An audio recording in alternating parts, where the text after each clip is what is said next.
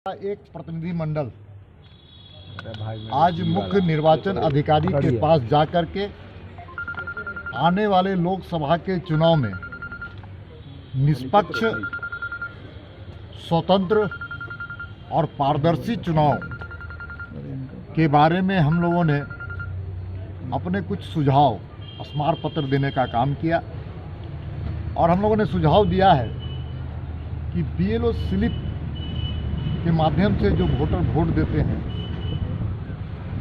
तो उसके अलावा वोटर का एक पहचान पत्र फोटो युक्त होना चाहिए, जिससे चुनाव में निष्पक्षता रहे, गड़बड़ी की संभावनाएं कम हो। दूसरा, जो वोटर सरकारी सेवा में हैं, दूर दराज में रहते हैं और उनको वोट देने की पूरी स्वतंत्रता और सुविधा मिलनी चाहिए। वोट उनको देने का अधिकार के तहत उनके पास वोटर का कागज़ पहुंच जाना चाहिए और साथ साथ में काउंटिंग के पहले उनके सारे वोट को मतदान अधिकारी के पास पहुंचने की ज़रूरत है। तीसरा, हमने दिया कि अभी कई स्थानों पर VVPAT के द्वारा चुनाव संपन्न किए जाएंगे।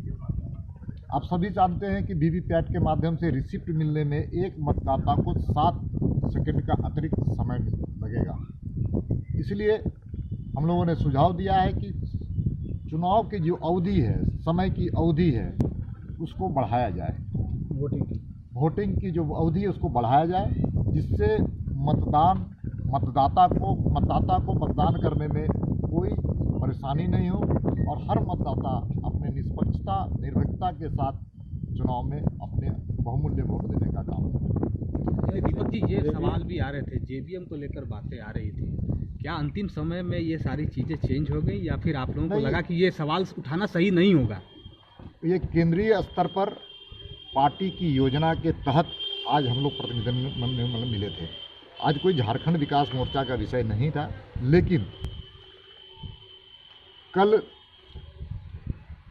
विधानसभा के न्यायाधिकरण के माध्यम से जो फैसले आए हैं वह स्वागत योग्य है और हम कह सकते हैं कि लोकतंत्र की जीत हुई है और लोकतंत्र आज जीती है। जहाँ तक उस मामले के संदर्भ में आपने जो प्रश्न पूछा है, एक तो नैतिकता के आधार पर बाबूलाल मरांडी की जो पार्टी झारखंड विकास मोर्चा है वो अब झारखंड विकास मोर्चा D हो गई है, डुप्लीकेट हो चुकी है। इसलिए नैतिकता के आधार पर बाबूलाल मरांडी को लगातार जनता को दिग्भ्रमित करने का जो लोगों ने काम किया था, उनकी पार्टी ने काम किया था 4 साल तक, वो झारखंड की जनता से माफ़ी मांगे। दूसरा है, जहाँ तक कानूनी पहलू का सवाल है, वो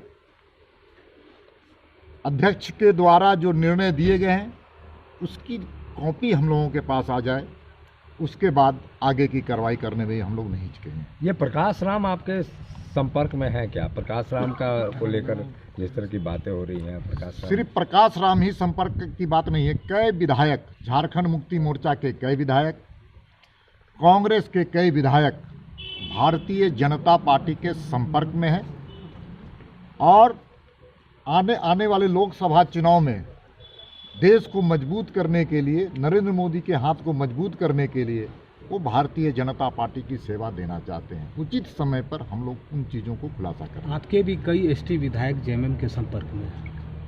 कुछ ख्याली पुलाव झारखंड मुक्ति मोर्चा के नेता, कांग्रेस के नेता करते रहें।